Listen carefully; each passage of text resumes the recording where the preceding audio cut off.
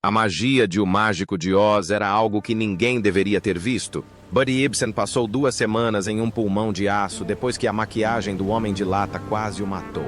O rosto de Margaret Hamilton pegou fogo durante uma cena de ação, deixando-a com cicatrizes para sempre. Judy Garland tinha apenas 16 anos quando o estúdio começou a lhe dar pílulas para mantê-la viva. Mas a verdadeira história é o que aconteceu com os filmes que eles fizeram. Existiu uma versão mais sombria deste filme. O filme tinha 20 minutos a mais. E quando o estúdio o viu, tomou uma decisão. O que a MGM estava tentando esconder. Em 1937, Walt Disney lançou Branca de Neve e os 7 Anões. E o mundo inteiro do cinema parou e ficou boquiaberto.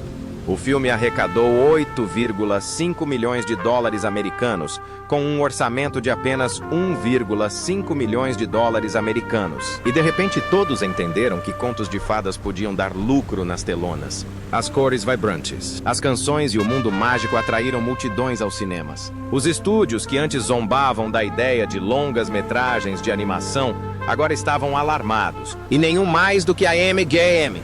Seus chefes temiam que, se não agissem, a Disney lhes tiraria o entretenimento familiar. Louis B. Mayer ordenou à sua equipe que encontrasse uma história concorrente o mais rápido possível. Eles analisaram vários contos de fadas e livros de fantasia, mas um título acabou vencendo. O Maravilhoso Mágico de Oz, D.L. Frank Baum. Era um sucesso entre os leitores desde 1900 e gerou inúmeras sequências. A história parecia segura e familiar, mas complexa o suficiente para ser um espetáculo. Mayer queria algo que igualasse a magia da Disney e até a superasse, com atores reais, música e efeitos visuais nunca antes vistos. O produtor Mervyn LeRoy acreditava que Oz poderia ser um enorme sucesso e se empenhou muito para dar vida à ideia. O sucesso da Disney impressionou a todos na MGM, e o estúdio ficou cativado pelos mundos coloridos do filme, pelos personagens adoráveis e pelos finais felizes que o público lembraria para sempre. Os direitos autorais, por si só, totalizaram 75 dólares americanos. 000, uma quantia arriscada na época, e vários outros estúdios buscaram adquirir o filme. Desde o início, o projeto foi marcado por pressa e tensão. Os custos aumentaram, os cronogramas atrasaram e o sonho quase desmoronou antes mesmo do início das filmagens. A MGM estava determinada a vencer, mas a pressão criou um caos que persistiu por anos após a conclusão do filme. As coisas deveriam ter sido bem diferentes. Em 1934, Samuel Goldwyn comprou os direitos de adaptação cinematográfica de Oz do Filho de Baum por 40 dólares americanos. 000. Ele imaginava o filme como um grande sucesso para sua estrela da comédia, Eddie Cantor. Goldwyn imaginou Cantor como o espantalho, que acorda em Oz e canta em um musical repleto de piadas e dança. Outras ideias para o elenco também surgiram. Alguns consideraram W.C. Fields como o Mágico e Shirley Temple como Dorothy. Goldwyn manteve o projeto engavetado por vários anos sem nenhum progresso. Tudo mudou quando Branca de Neve se tornou um fenômeno. De repente, todos os estúdios queriam Oz. A 20ª Century Fox tentou contratar Shirley Temple. A Universal queria Diana Durbin. A competição foi acirrada até que, em fevereiro de 1938, a MGM entrou na disputa, oferecendo 75 dólares americanos, 000 em direitos autorais. O preço era quase o dobro do que Goldwyn havia pago. Ele aceitou a oferta e saiu com um grande lucro. Embora mais tarde algumas pessoas tenham dito que se arrependeram de ele não ter pedido mais. Eddie Cantor perdeu o papel dos seus sonhos e Ray Bolger acabou assumindo o papel do espantalho. O personagem se transformou em algo completamente novo. A história deixou de ser cômica e passou a ser uma fantasia mais amena, que agradava ao público em vez de buscar risadas fáceis. Assim que a MGM adquiriu os direitos do filme, os custos começaram a aumentar imediatamente. O custo de 75 dólares americanos, 000 da história, por si só, chocou Hollywood. Especialmente numa época em que o país ainda enfrentava dificuldades econômicas. O produtor Mervyn LeRoy e o compositor Arthur Freed tiveram que convencer Mayer de que o projeto fazia sentido. Eles argumentaram repetidamente que filmes de fantasia poderiam ser bem-sucedidos, como a Disney já havia provado. Mayer acabou concordando, embora estivesse receoso quanto aos riscos. Um filme típico da MGM custava cerca de 500 mil dólares, mas Oz rapidamente ultrapassou essa cifra. Arthur Freed adorava os livros de Oz e acreditava firmemente que Judy Garland deveria interpretar Dorothy. Leroy também queria que o projeto fosse um sucesso, na esperança de que isso lhe trouxesse reconhecimento como produtor. O contrato foi assinado em fevereiro de 1938 e a pré-produção avançou rapidamente. No entanto, problemas surgiram quase imediatamente. A Goldwyn dobrou seus lucros em apenas alguns anos. No entanto, a MGM enfrentou custos crescentes e controvérsias cada vez maiores dentro do estúdio. Mayer mais tarde se arrependeu dessa decisão, já que o custo final chegou a milhões. O orçamento continuou a crescer até que O Mágico de Oz se tornou o filme mais caro que a MGM já havia produzido. O custo final foi de aproximadamente 2,77 milhões de dólares americanos. Algumas fontes indicam que, após a inclusão de todos os custos, o total ficou mais próximo de 3,7 milhões de dólares americanos. Muitos filmes típicos da época custavam apenas $500 mil. Foram investidos recursos em efeitos especiais, maquiagem, figurinos e um longo cronograma de filmagens. Arnold Gillespie trabalhou nos efeitos especiais, que exigiam manipulação precisa de cabos e dupla exposição. A Cidade Esmeralda precisava parecer enorme, embora existisse em grande parte apenas contracenários pintados. Os efeitos de fogo às vezes chamuscavam as fantasias, exigindo refilmagens. O maquiador Jack Down criou designs detalhados para o Homem de Lata e o Leão Covarde. No entanto, esses designs também apresentaram problemas. A tinta prateada usada para criar o Homem de Lata causava dor e desconforto todas as noites. A fantasia de leão era feita de pele de animal verdadeira, o que provocava reações alérgicas. As filmagens em Technicolor exigiam revelação adicional do filme, o que aumentava os custos de laboratório. As filmagens duraram 5 meses, enquanto muitos filmes foram concluídos em apenas 1 mês. A troca de diretor significava que as cenas tinham que ser refilmadas. Judy Garland trocou de figurino dezenas de vezes. Diversas versões de Ruby Slippers foram produzidas antes que o projeto fosse finalmente escolhido. Até mesmo a cena no campo de papoulas apresentava efeitos de fumaça que quase causavam náuseas no público.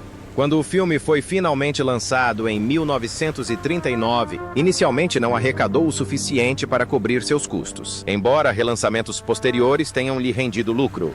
Essa produção dispendiosa criou imagens inesquecíveis, mas o caminho até elas foi árduo e incerto. O roteiro apresentou tantos problemas quanto o orçamento.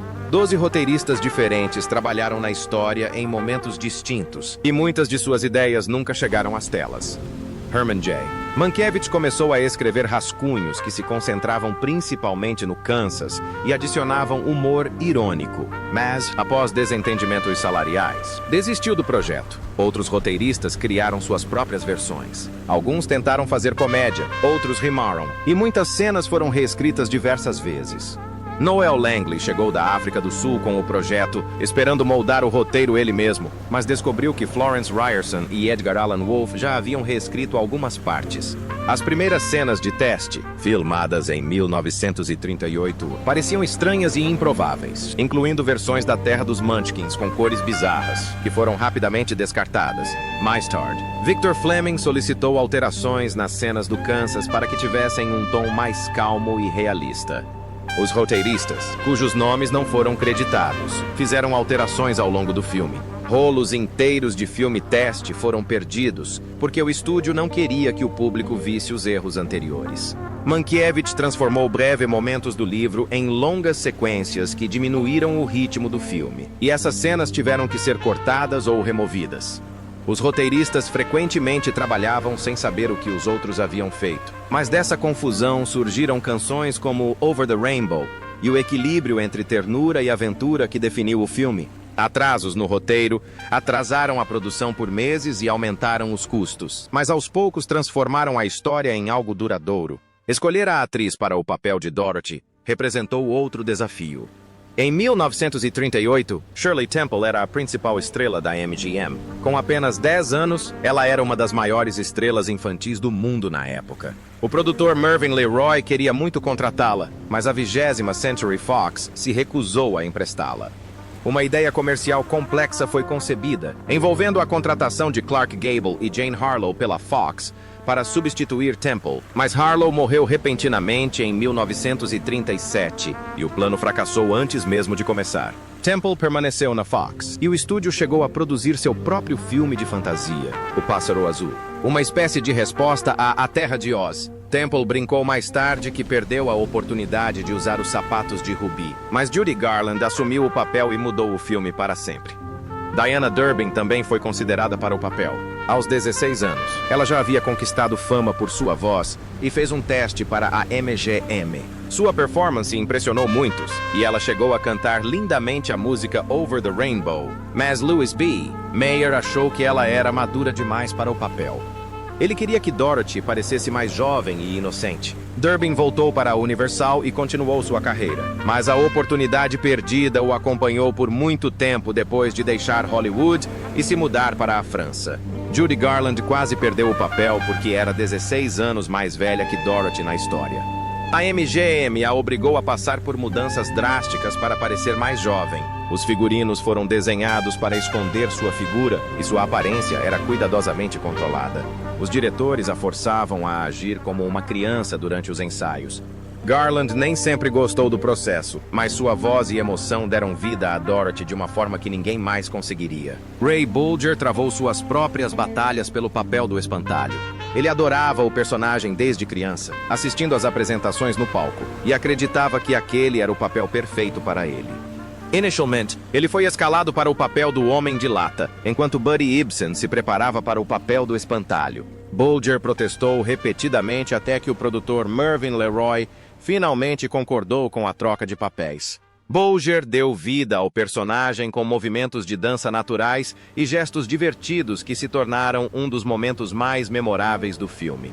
A jornada de O Mágico de Oz começou longe do glamour de Hollywood, na pequena cidade de Oconomowoc, Wisconsin. A estreia aconteceu em 12 de agosto de 1939, no Tiny Strand Cinema, um teste discreto para o que a MGM temia que fosse um fracasso. O estúdio investiu 2,7 milhões de dólares americanos na produção, mais do que em qualquer outro filme anterior, receando que o público não aceitasse outra fantasia depois que Branca de Neve havia estabelecido o padrão.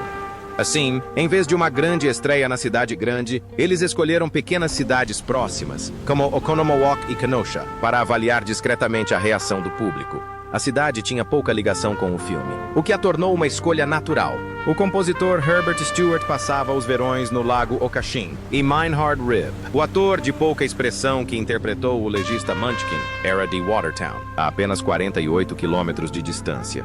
Ele apareceu na tela por menos de 15 segundos, anunciando a morte da bruxa má, mas em sua cidade natal. Ele já era uma curiosidade local. Quando o filme estreou, o público lotou todos os assentos por 5 dias seguidos. A multidão aplaudiu e vibrou. E a reação mais estrondosa veio quando Judy Garland começou a cantar Over the Rainbow. A MGM rapidamente encaminhou esses relatórios entusiasmados para a Califórnia e, em poucos dias, o filme estava em cartaz no Grauman's Chinese Theatre, em Hollywood, e depois na cidade de Nova York, antes de entrar em ampla distribuição em 25 de agosto. Tudo indicava sucesso, mas os números contavam uma história diferente. O filme arrecadou cerca de 3 milhões de dólares americanos em todo o mundo, tornando-se a terceira maior bilheteria de 1939, mas a MGM ainda registrou um prejuízo de 1 milhão de dólares americanos. Os custos dispararam durante a produção. Diretores entraram e saíram, incluindo Victor Fleming, que abandonou o projeto no meio da produção para trabalhar em E o Vento Levou. Buddy Ibsen quase morreu após inalar poeira de alumínio da maquiagem do Homem de Lata e foi substituído por Jack Healy. Margaret Hamilton sofreu queimaduras graves durante as filmagens da cena do incêndio. As intensas luzes Technicolor aqueceram o set a quase 100 graus Celsius. As filmagens extras duraram meses, e cada atraso acarretou custos adicionais. Alguns argumentaram posteriormente que a contabilidade do estúdio ajudou a transformar o lucro em prejuízo no papel, desviando lucros para evitar impostos e bônus. Seja qual for a verdade, o filme só começou a dar lucro anos depois, quando retornou aos cinemas e, em seguida, encontrou nova vida na televisão. O que antes era considerado um fracasso, gradualmente se tornou um filme que gerou lucros ano após ano. A temporada de premiações começou no início de 1940 e as esperanças foram renovadas. O Mágico de Oz recebeu 6 indicações ao Oscar, incluindo melhor filme, mas enfrentou forte concorrência. E O Vento Levou dominou a cerimônia de premiação, levando 8 prêmios, incluindo melhor filme e melhor atriz para Vivien Leigh. O Mágico de Oz também decepcionou nas categorias de direção de arte, efeitos especiais e roteiro. Apesar dos problemas de produção, o filme criou algo mágico. Mas os votantes pareceram mais atraídos pela grandiosa história da Guerra Civil do que pela fantasia colorida. Mesmo Judy Garland, apesar de ter ganhado o prêmio de melhor atriz, não foi indicada a este prêmio. Na adolescência, ele suportou longas horas de trabalho e pressão constante. Mas sua atuação não foi considerada excepcional. A decepção o acompanhou por anos. E ele raramente assistia ao filme novamente porque as lembranças pareciam dolorosas demais. No entanto, 2 momentos brilhantes surgiram durante a cerimônia. Over the Rainbow ganhou o prêmio de melhor canção original e Herbert Stewart ganhou o prêmio de melhor trilha sonora original. A música quase desapareceu antes mesmo de ser ouvida. Os executivos do estúdio achavam que ela tornaria o filme mais lento e duvidavam que as crianças gostassem de um momento tão tranquilo. Argumentaram que uma adolescente da aldeia cantando sozinha no quintal parecia entediante e desnecessário. A canção foi cortada do filme diversas vezes, e a cada vez alguém tentava recuperá-la. O produtor Mervyn LeRoy insistiu em mantê-la, e o diretor Victor Fleming concordou. Foi a decisão certa. Quando o público ouviu a voz de Garland, a melodia ficou na cabeça muito tempo depois do filme terminar. A música de Stewart entrelaçou a história com os temas que acompanharam Dorothy do Kansas até Oz, e seu prêmio pareceu uma homenagem a uma produção que atendeu a todos os requisitos. A iluminação intensa por si só elevou os custos de eletricidade para centenas de milhares de dólares. A maquiagem derretia com o calor e os figurinos ficavam pesados de suor. Até mesmo os atores que interpretavam os anões sofriam durante os longos dias de trabalho, enquanto o elenco se deslocava de um palco para o outro. Judy Garland ganhou um Teen Choice Award este ano por seus papéis em O Mágico de Oz e Garotos com Armas. A pequena estatueta do Oscar parecia quase um brinquedo em suas mãos, que ele apertou com força enquanto agradecia à plateia. Aos 17 anos, ele havia criado um dos personagens mais memoráveis da história do cinema. Mas o prêmio lembrou a muitos que ele ainda era visto mais como um ator mirim do que como um ator sério. Por trás dos aplausos estavam as lembranças de dias de trabalho exaustivos e da pressão implacável para ter uma determinada aparência e se apresentar de uma certa maneira. À medida que a estreia do filme se aproximava, a história de Buddy Ibsen já tomava um rumo assustador. Ele aceitou com entusiasmo o papel do Homem de Lata e passou 10 dias ensaiando e filmando cenas com Judy Garland. Certa noite, após o jantar, ele repentinamente sentiu dificuldade para respirar. Ela sentia como se seus pulmões estivessem congelados e seu peito não se expandia.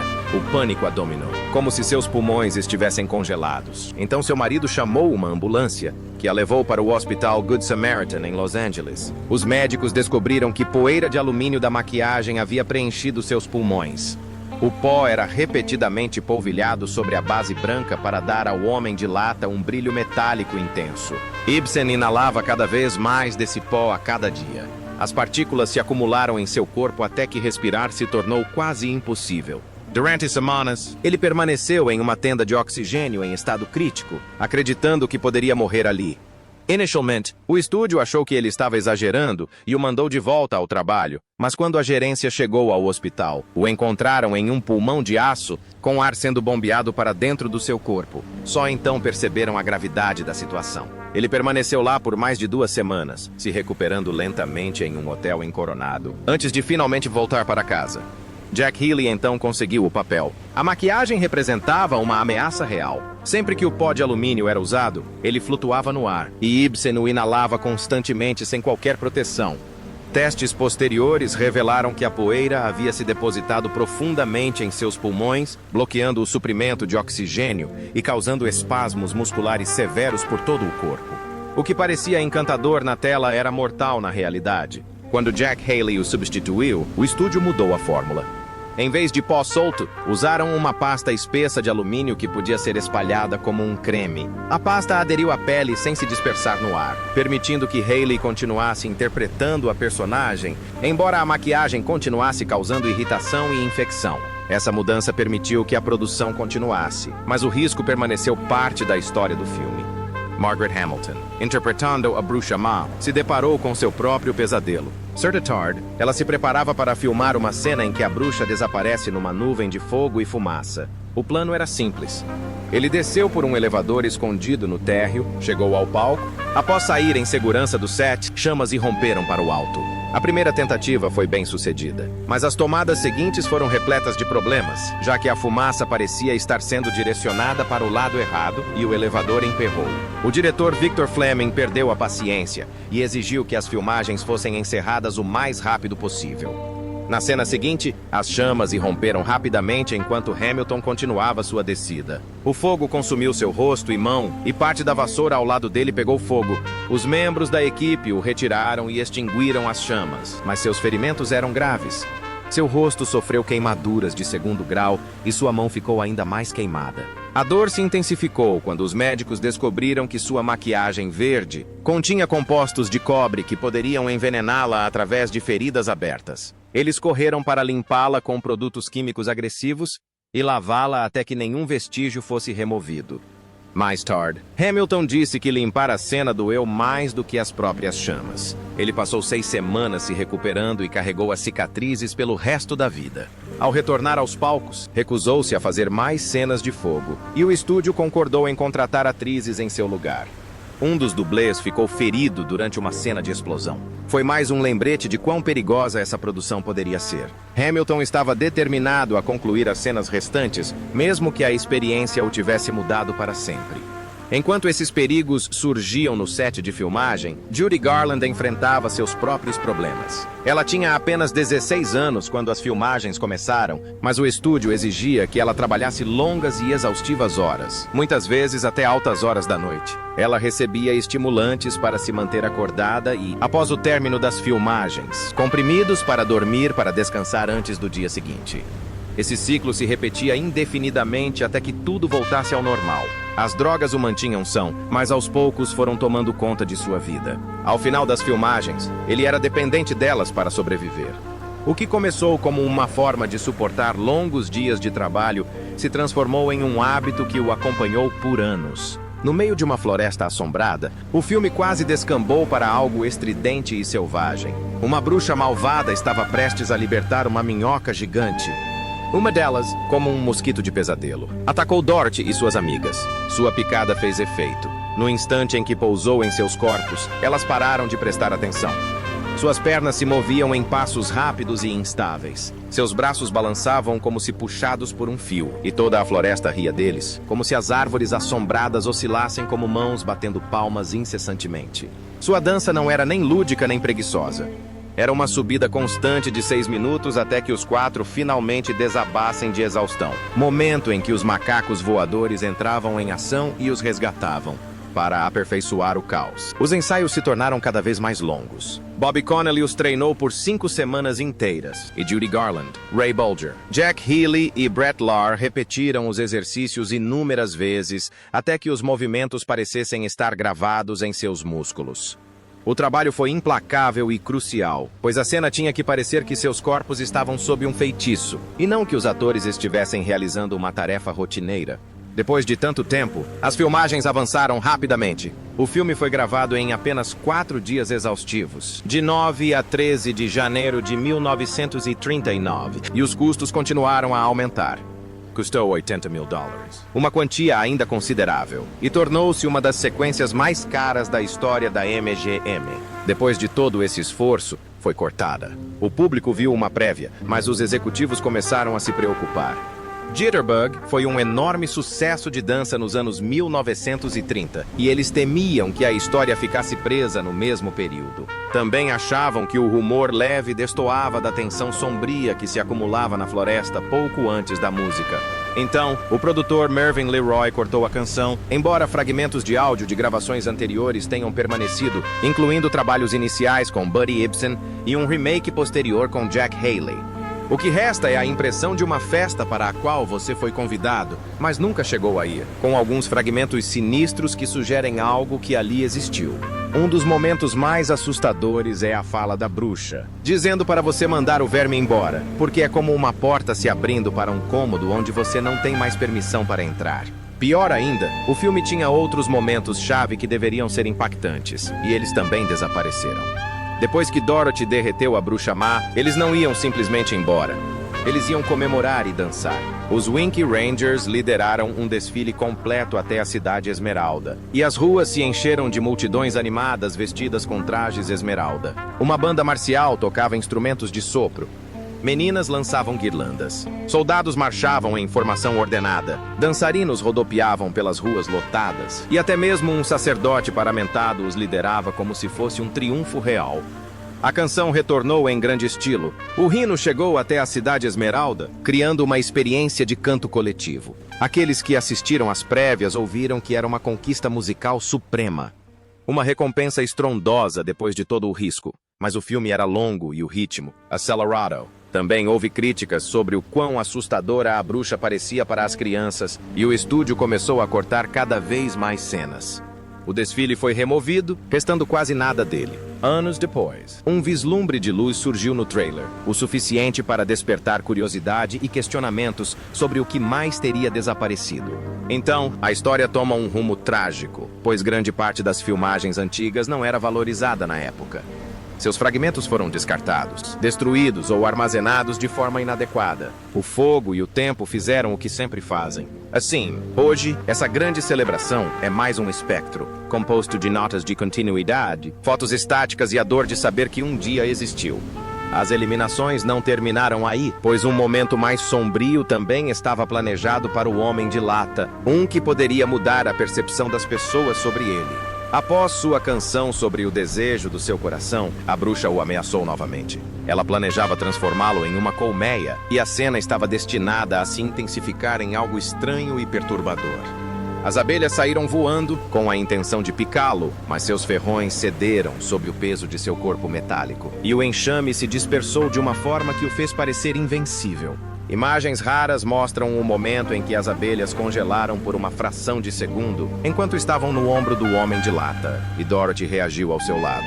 Este pequeno trecho do trailer capturou o desfile na cidade Esmeralda num piscar de olhos, enlouquecendo as pessoas porque comprova que essa cena realmente existiu no filme. Existem também trilhas sonoras que sobreviveram em diversas versões, como partituras e versões alternativas, além de gravações de versões iniciais de músicas que nunca chegaram à versão final em sua forma original. Com o tempo, pequenos itens foram encontrados em lugares inusitados, como discos de gravação e cópias, que foram preservados acidentalmente, e cada descoberta renova a esperança dos fãs. É essa esperança que mantém as pessoas vasculhando sótãos, examinando cenários antigos e perguntando às famílias da equipe se algo foi preservado discretamente.